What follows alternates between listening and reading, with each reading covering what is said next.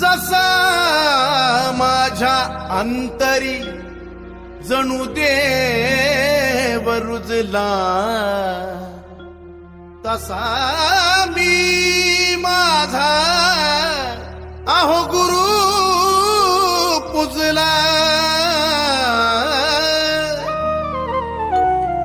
ज्यांनी मला जगण्याची वाट दाविली, ज्यांनी मला जगण्याची वाट दाविली, वाट दाविली, गुरुच्या रूपात मला काळू घावली, काळू घावली, गुरुच्या रूपात मला काळू घावली, काळू घावली।